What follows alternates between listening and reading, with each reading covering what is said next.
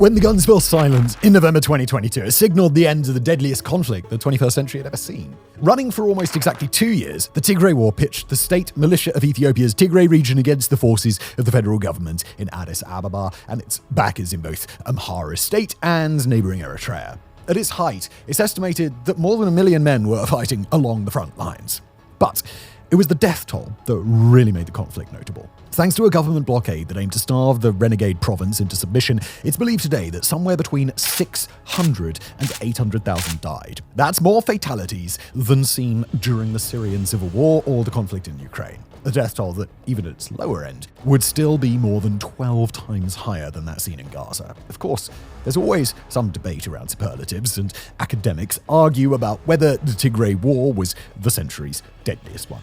Mainly because you have to discount conflicts that started in the 1990s and crossed into the new millennium to hand it the crown, but also because there's some evidence that the catastrophe in Sudan may have since overtaken it. But whether it gets to the top spot or not, there's no arguing that the Tigray War was spectacularly bloody. And that means the world should be worried by recent news coming out of the province. News that suggests the war may not be over and that fighting could be about to restart. Or to quote the Addis Standard, the growing political military crisis in Tigray is dangerously close to triggering another civil war. The political military crisis in question has its seeds in the Pretoria Agreement that ended the fighting in 2022. Although defeated by Ethiopian government forces and their Amharan and Eritrean allies, the Tigray People's Liberation Front, or TPLF, managed to end the war with over 75,000 men still under arms and one of their own, a guy called Getachew Reda, leading the province as the head of the Tigray Interim Regional Administration. Although that sounds like a win for the TPLF, in practice, it's been a massive disappointment. While a process to disarm the group began in November, the Ethiopian government has yet to implement many of the Pretoria Agreement's key promises. The biggest of these regards Western Tigray Zone, which was occupied by forces from Ethiopia's Amhara region, who we'll call the Welkate. Now, we don't have time to get into the history of Welkate, since it's easily as complicated as that of Cyprus or Northern Ireland, but the short version is that both the Amhara and the Tigrayans believe that they have a historical claim to it, and both saw their compatriots living there persecuted and ethnically cleansed by the other side. Regaining control of Welkate was therefore supposed to be one of the Amharans' big rewards for siding with the government in the war, but the Pretoria Agreement cut them out of the deal, instead promising that their forces would withdraw to neighbouring Amhara state and that the question of Western Tigray would be settled by a referendum. Rather than comply, the ethnic Amhara militias known as Fano stayed put, and that has caused a brewing crisis. In Tigray itself, the TPLF has begun to accuse interim leader Getachew of not standing up to the federal government and making them force the Fano to withdraw. This frustration boiled over in August when TPLF leader Debretsion Gebremichael called a congress where he accused Getachew of not representing the region's interests. In a subsequent ballot, TPLF leadership voted to expel Getachew from the party. But here's where things get really complicated.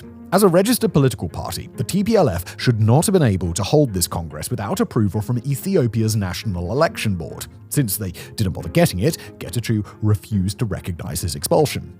And the result? Well, TPLF split into two factions, both of which believe the other is illegitimate. Getachew's faction is, at least on paper, backed by the federal forces controlled by Addis Ababa. Debretsion's faction, on the other hand, is backed by the TPLF's senior military commanders. The same commanders that still have 75,000 men under arms, by the way. And signs are that Debretsion's faction wants to use the threat of violence to get its way. In late January, Tigrayan military leaders demanded the region's interim administration be dissolved, calling it tools of a foreign power. When the National Election Board suspended the TPLF from politics a few days later over the unsanctioned conference, the group released a statement declaring, "As a signatory of the Pretoria Agreement, we make clear our stand that the board is meddling. We appeal to the federal government that if anything goes wrong, the responsibility lies on the board." These veiled threats have been backed up by troop movements. Intelligence analysis group Janes assessed in mid-February that the TPLF had, quote, moved an unknown number of troops towards the disputed areas of Welkate. Although likely intended as a warning shot, these troop movements and the spike in ominous rhetoric have sparked panic in Tigray. DW recently reported locals storming banks to get their money out before fighting begins amid widespread food and gas shortages. Nor are civilians the only ones to fear a return to war.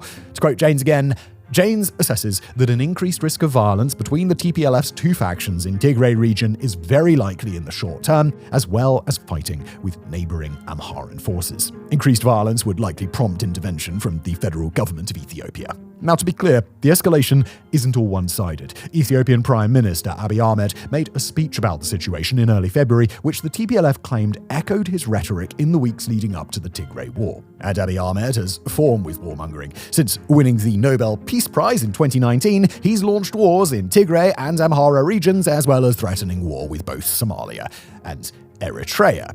And speaking of Eritrea, there's another reason why the tense situation in Tigray is becoming increasingly worrying. Just over the border, Eritrean leader Isaias Afwerki seems to be preparing for conflict. A former province of Ethiopia, Eritrea split off in 1993 following a long separatist insurgency. The two states fought a bloody border war a few years later before settling into a state of frozen conflict and mutual distrust. But that all changed when Eritrea joined forces with the Ethiopian government during the Tigray War. Like the Amhara, the Eritreans seized territory in Tigray region and likely helped Addis Ababa win the war. Like the Amhara, they were then excluded from the Pretoria Agreement, a move that destroyed Afwerki's relationship with Abiy Ahmed. So, when it came time to implement the part of the peace deal calling for the withdrawal of foreign forces, the Eritreans were all like, no. As a result, parts of Tigray's north are still occupied by foreign soldiers who would represent the ultimate wildcard in any renewed conflict. Not just because they might grab more territory, but because one faction in the TPLF might choose to side with them as the lesser of two evils. And look, we know, it is nuts trying to keep up with all of these shifting alliances. I mean, the Eritreans committed war crimes against the Tigrayan civilians just 3 years ago. Why on earth would the TPLF strike a bargain with them now? But according to the analysts at Africa Intelligence, such an option could be on the table. A recent report from the group opens with the following, quoting here: Tigray leaders are dangerously torn between Addis Ababa and Asmara. Relations between Ethiopia and Eritrea are at their lowest point since the end of the war in Tigray in 2022. Amid fears of a new conflict, both governments are trying to win over the Tigrayan leaders, who are more divided than ever. If this is correct, it's not impossible that the power struggle in Tigray could see one TPLF faction side with Eritrea, while the other sides with the Ethiopian government. And that would mean that any renewed fighting may not be confined to Tigray itself. Isaias Afwerki seems to have recognized this. Just last week, a report started flooding in that the Eritrean government was summoning all men under the age of 60 to military bases. At the same time, the borders were closed to anyone under the age of 50, while a report circulated that prisoners with military experience were being released to rejoin the army. And to state the obvious, these are not the actions of a country expecting a long period of peace and stability. And while preparing for war does not necessarily equal waging war, it has certainly caused some raised eyebrows. As Africa specialist Cameron Hudson wrote on X, reports that Eritrea is reconscripting retired soldiers is deeply concerning. Isaias is generally good at predicting things before they happen, the benefit of being an instigator of instability. But while Isaias Afwerki is absolutely an instigator of instability, in this he's not alone. Down south in Addis Ababa, Abiy Ahmed has been hinting at war with Ethiopia's northern neighbor for over a year now. You see, when Eritrea became independent, it took Ethiopia's access to the sea. Although Addis Ababa was supposed to retain some access to ports, the war between the two in the late 1990s put paid to that. Ever since, Ethiopia has been the world's largest landlocked state by population. Following the conclusion of the Tigray War, Abiy Ahmed started making cryptic comments about regaining access to the Red Sea. A leaked recording later emerged of him telling a private group, quote, "We want to get a port by peaceful means, but if that fails, we will use force." This quest for a port is what has driven tension between Ethiopia and Somalia for the best part of a year, after Addis Ababa struck a deal with the breakaway state of Somaliland to use their coastline. But it has also caused worry in Eritrea, where the vital port of Assab sits just 72 kilometers from Ethiopia's border. Perhaps more importantly, the capital of Asmara sits less than 160 kilometers from the northern reaches of Tigray. As such, the threat of a TPLF civil war that draws federal forces back into Tigray could spark fears in Eritrea of a looming invasion. Already, Asmara seems to feel Ethiopia is building up to something. Just recently, an Al Jazeera op-ed written by former Ethiopian President Mulata Tshome Wertu caused a storm, with comments like, "War is the main business and preoccupation of the Eritrean state." And again, look, we need to stress that Isaias Afwerki is no angel. During the Tigray War, his forces committed numerous war crimes against civilians, as did Ethiopia's federal forces, as did Fano militias in Welkate, as did the TPLF when it invaded Amhara and Afar regions. In short, every faction in this story has shown its capacity for mass slaughter. And that bodes ill for any return to fighting, especially when you consider just how fragile Ethiopia is. Although he's overseeing a transformation of the Ethiopian capital into a shiny modern city, Abiy Ahmed, in reality, is sat atop a dangerously unstable state. Back in August of 2023, a government attempt to disarm the Fano militias led to the outbreak of war in the Amhara region. This February, the specialist outlet Africa Defense Forum wrote that, quoting here, "The conflict continues to escalate with widespread violence and heavy clashes across the Amhara region and parts of Oromia." While the government holds all the major urban centers, it's currently thought that up to 80% of the Amhara region's countryside may be under control of the Fano. To try and turn the tide, federal forces have unleashed a campaign of drone strikes that have killed scores of civilians, but seem no closer to winning the war. The Oromia region that surrounds the capital likewise continues to suffer instability, and nor is it alone. At the Kenyan border, clashes recently claimed the lives of dozens. At the other end of the country, spillover from the Sudan war threatens to cause chaos in border regions. Meanwhile, parts of Ethiopia are suffering from so many kidnappings that it's been called an epidemic.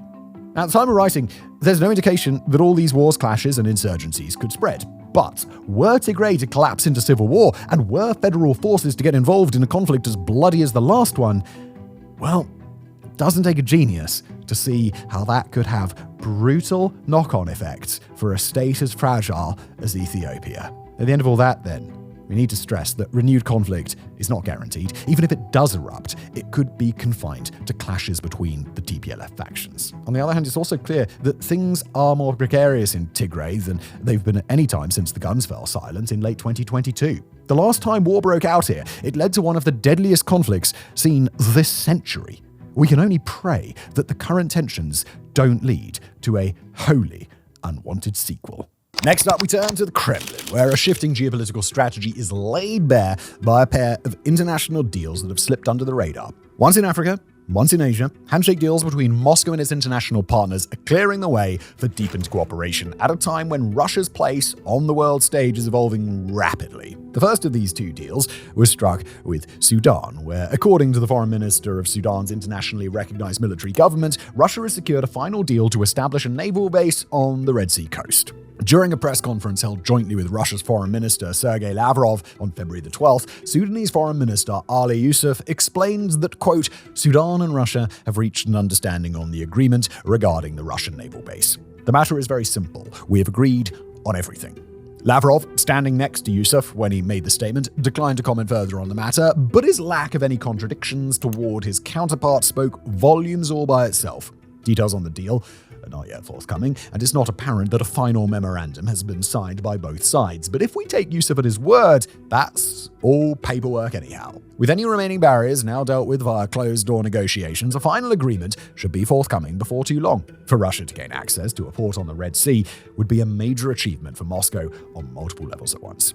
To start, a deal would realize a long-held ambition for Moscow, granting it the ability to directly project power at one of the world's busiest and most critical global trade corridors. That particular corridor has been a hotspot for power projection in the last year, with a Western-led coalition and even an independent maritime operation by India working to keep order amidst Houthi rebel attacks on global trading vessels. Russia would also place itself into an exclusive club by setting up a base in the region. The US, China, and France each maintain a major military presence on the coast of the African Horn, whereas Russia currently doesn't. And Russia has been hard at work securing a base in Sudan for the last half-decade and more, and the nation even signed a deal with Sudan in 2020 that was negotiated with its former leader, Omar al-Bashir, who had just been ousted prior to signing. That prior agreement was basically put on ice after it was signed, and the outbreak of a civil war in Sudan in 2023 meant that working out logistics with Russia just wasn't really a priority. Under the prior deal, Russia would have acquired a port for a span of 25 years and built a naval logistics hub that would have hosted nuclear-powered and conventional warships, plus up to 300 personnel stationed in the country. And beyond Russia's long-term aspirations to establish itself on the Red Sea, a base in Sudan would fix short-term problems as well. After the fall of Bashar al-Assad in Syria, Russia has found its military presence there to be in jeopardy. Russia runs both a major naval base and a major air base out of coastal Syria, and both bases are very important to Moscow. The naval one because it allows Russia to maintain a permanent presence in the Mediterranean, and the airbase because it allows Russia to ferry troops, supplies, and resources back and forth to Africa.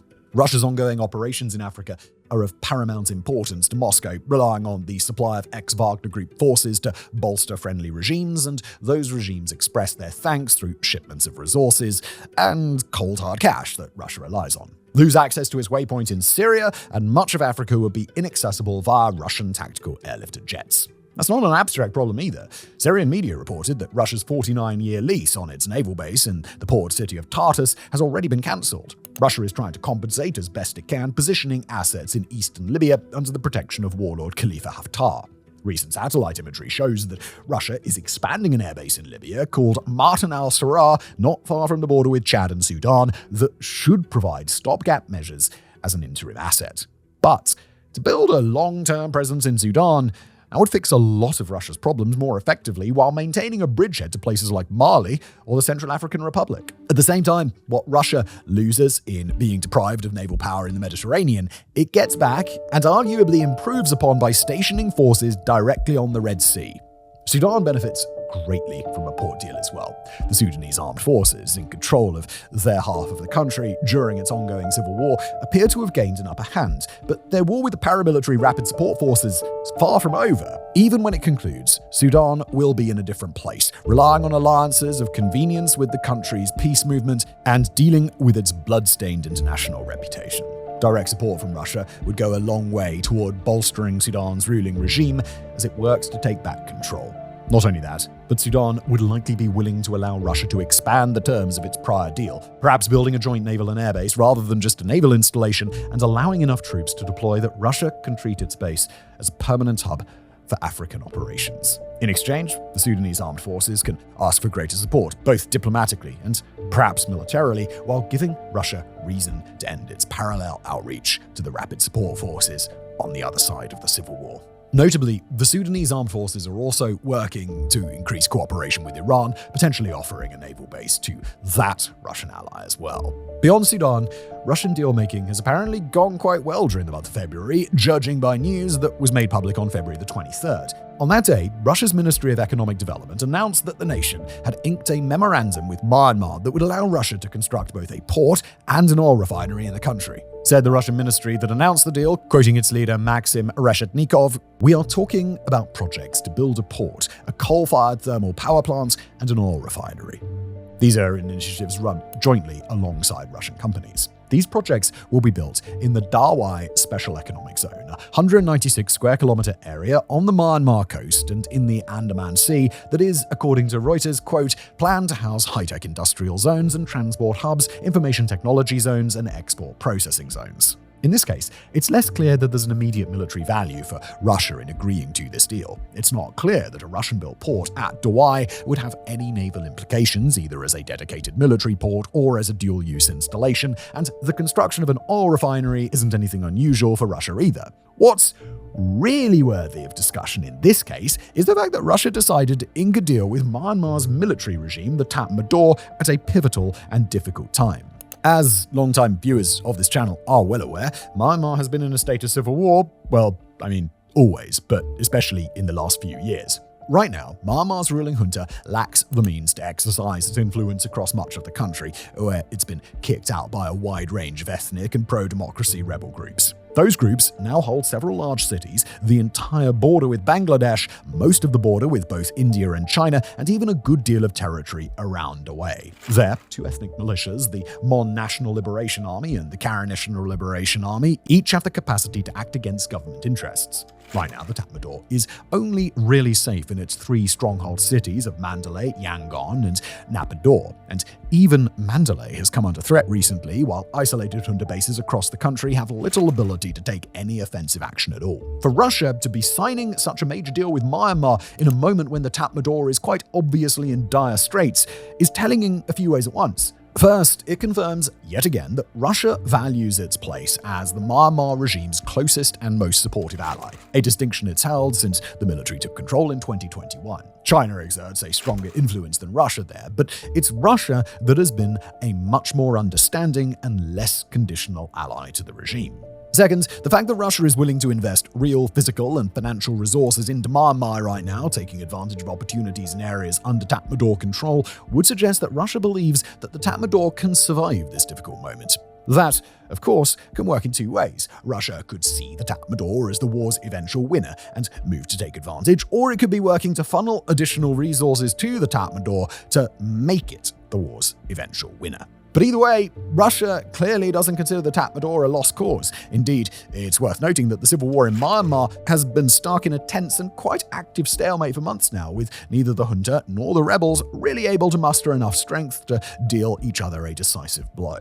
The Tatmadaw only fully controls about a fifth of the country's land area, but its 3 cities seem to be beyond the rebels' ability to topple unless there's a major revolt on the inside to clear the path. In both Sudan and Myanmar, Russia's new round of deal-making provides a valuable window into the country's rapidly evolving goals. A peace deal is seemingly close at hand in Ukraine. The international order is changing rapidly, and right now, few world nations have the combination of operating bandwidth and geopolitical will to be even keeping track of all the ways Russia's advancing its interests. Of course, that's what we're here for, and as more deals like this come along, we'll be sure to let you know. From war zones in Sudan and Myanmar, we now move to a war zone in the Congo, where, although the rapid on-the-ground evolutions of early 2025 seem to have slowed down for the time being, the nation and the region are each scrambling to cope with their new reality. Now, before we get into the more recent developments, we'll run through the basics here. A long-running rebel insurgency led by a rebel group called M23 recently made major gains in the eastern Congo along the shores of a lake called Kivu. There, near Lake Kivu's northern tip, M23 captured the major city of Goma in late January in a stunning conquest that realized objectives M23 has held dear for more than a decade. Then, M23 turned south and captured the major city of Bukavu at Lake Kivu's southern tip as government troops basically abandoned it without a fight. Large numbers of Congolese troops have deserted and started causing chaos in the countryside. Several world nations have deployed troops in the area with varying effects. The M23 rebel movement is backed strongly by the neighboring nation of Rwanda, and M23 are just the largest of about 120 armed militias in this part of the Congo, not all of whom are friendly to each other. The situation's moving quickly. There is no good guy. Both sides seem to be committing war crimes constantly, and of course the situation's only getting worse. And buckle up for this section because, well, we've got a lot to cover. Now, the best place to start our check-in is the Rwandan border with the Democratic Republic of the Congo. At the time of writing, M23 has now captured the Congolese lands along the entire length of the Rwandan border, as well as a large stretch of border with Uganda to the north and a small pocket that touches Burundi at the south. And that's a very important development, not just because M23 is backed strongly by Rwanda and supported by thousands of Rwandan troops, but because now that area has been locked down. What Rwanda and M23 do there happens in quiet and limited secrecy, not entirely outside the awareness of the humanitarian organizations and anti-M23 civilians who remain, but easy enough to hide even when important things are happening. That means that Rwanda now has far greater latitude to send supplies, troops, weapons, and more into the DRC, while in return, M23 can start shipping things back. That's especially important because the eastern Congo is home to a range of highly valuable mineral resources, including but not limited to gold, tungsten, and the lesser-known element, tantalum, which is quite possibly integral to the emerging quantum computing industry. A range of international experts on the conflict believe that Rwanda's true objectives in backing M23 is to gain access to and then enrich itself using these mineral resources, with some experts even referring to M23 as a Rwandan version of Russia's Wagner Group. On the ground, the situation is dire in areas that M23 controls, as well as in the surrounding region. According to the DRC's Prime Minister, providing information to the UN in Geneva in late February, some 7,000 people have died in the eastern Congo since January. Roughly 90 camps for displaced people have been destroyed, leaving nearly 500,000 people without shelter, and hundreds of thousands more have been displaced from the homes they relied on prior to the M23 offensive. Medical facilities have been overwhelmed, and M23 has been accused of retributive killings in the areas that it now controls. Humanitarian groups have been targeted with home invasions and kidnappings, and in multiple cities, looting and weaponized sexual violence has been credibly reported. Now, M23 denies these claims and insists on the global stage that it's fighting to protect ethnic Tutsis and other Congolese people from discrimination. It's also pledged to transform the Congo into a modern state, which is quite frankly an appealing promise when it's made to people living under one of the world's most corrupt and exploitative regimes. Just an aside here, the Congolese government and M23 both appear to be responsible for some of the worst misconduct they've been accused of. This is not one of those wars with a clear good guy to root for, and we certainly can't recommend framing either M23 or the Congolese government in that way. Adding to its pledges, M23 has vowed a march on the Congolese capital city of Kinshasa to liberate it and the rest of the nation from its current government, headed by President Felix Tshisekedi. For Tshisekedi's part, the Congo's beleaguered president is now working to try and reconsolidate his military forces while recapturing whatever governmental legitimacy he can. On the civilian governance side of the equation, Tshisekedi has committed to launching a unity government, although the specifics on that effort remain hazy. Said Tshisekedi in an address to his ruling coalition, "I lost the battle and not the war. I must reach out to everyone, including the opposition. There will be a government of national unity." Now, it's unlikely that Tshisekedi is referring to M23 here. More likely that he'll attempt to work with Congolese opposition leaders elsewhere in the government. Tshisekedi has also faced increasing unrest in Kinshasa, leading to greater military deployments than usual on capital streets. On the military side, Tshisekedi and his underlings have offered an easy return for troops who've deserted the nation's army, calling for those troops to take up arms again, no questions asked. The Congo's forces are notoriously corrupt. Most are uninterested in sticking their own necks out for their nation, and that reality has played itself out several times recently, from mass desertions to the abandonment of the city of Bukavu to a mass escape by government officials and military officers across Lake Kivu, leaving their troops behind in the city of Goma as M23 was advancing. In another show of how difficult it is for the Congolese state to secure any real loyalty, reports out of Bukavu now indicate that some 1,800 police officers have surrendered and will switch sides to support M23, with hundreds more preparing to do the same. Then there's the international angle to consider. The crisis has drawn increasing attention from the United Nations, although that attention has mostly resulted in the passage of condemnations that will have little real impact. Far more important in a practical sense are the actions of nations that have become party to the conflict, starting with Rwanda and the Congo's shared neighbor Burundi. About 2 weeks ago, reports indicated that Burundi was withdrawing from the conflict after Bukavu had fallen, possibly as a reflection of the fact that Burundi could only do so much in that scenario. Burundi first became involved in the Congo when it attempted to hunt down its own rebels who had taken to hiding in the Congolese landscape, and they've become more broadly involved in the war with M23, not unintentionally per se, but not as their primary objective in choosing to engage there. Now though, it appears that Burundi's decided to take a much more active role in the Congo on its own terms. Reports from Tuesday, February the 25th indicate the Burundian troops have surged back into the Congo to oppose M23, bringing heavy weapons and joining with pro-Congo militia fighters to cut off M23 from any further advance.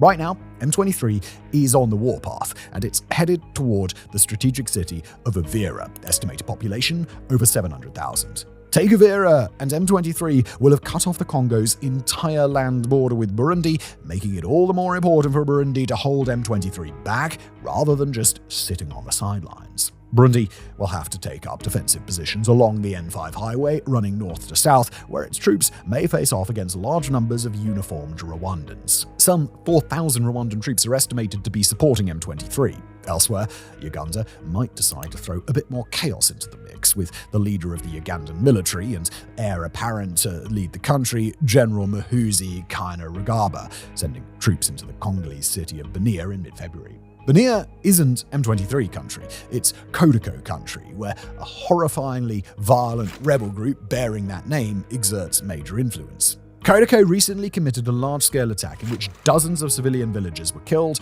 We covered that incident and explored the group at length in a prior Situation Room episode, which we published on February the 17th. Nearer to M23, South African peacekeepers are under continued duress in the country, just recently having evacuated a number of critically injured soldiers who'd been hurt in fighting over a month ago. South Africa had to rely on the United Nations to get them out, and the nation has suffered over a dozen deaths among its own forces in 2025 so far. Several troops from the nation of Malawi working alongside the South Africans have also died. 2 African regional blocs are currently considering separate deployments to the country after their calls for a ceasefire have been routinely ignored. Those 2 blocs represent Eastern and Southern African nations, respectively, and they may soon deploy alongside forces from the African Union to secure areas currently under M23 control. According to African Union sources, those proposals are still in their early stages and haven't yet been fleshed out, but they constitute an attempt to take the fight to M23 in a way that Congolese forces simply haven't been able to do.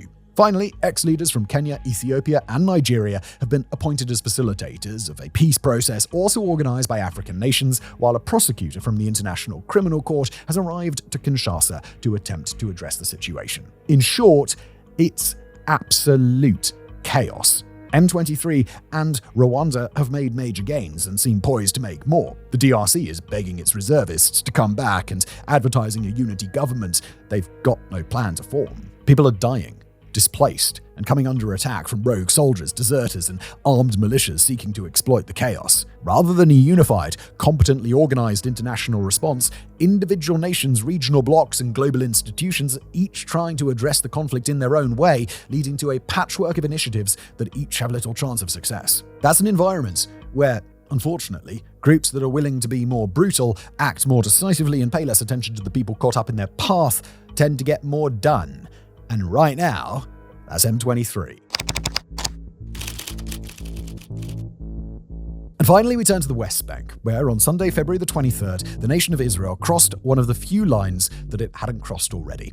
On that day, Israeli tanks rolled into the West Bank for the first time in multiple decades, moving in columns into a refugee camp known as Jenin. Over the last several days, Israeli armored bulldozers have demolished significant portions of the Jenin camp, moving out human infrastructure in the wake of some 40,000 newly displaced Palestinians who've left homes there or have departed from a nearby city called Tulkarm. Those bulldozers have destroyed most of the camp's civil center, destroying institutions that have served the camp's community since the parents or grandparents of its current residents fled from other areas of modern-day Israel during a violent mass displacement event known as the Nakba in 1948. That event has long been regarded as an instance of ethnic cleansing by much of the world. Today, Jenin's residents, however, are now forced to watch from afar as engineering teams from the Israel Defense Forces, or IDF, have begun to set up a base of operations. That base features water tanks, generators, and other military infrastructure to prepare for what Israel's defense minister, Israel Katz, described as a, quote,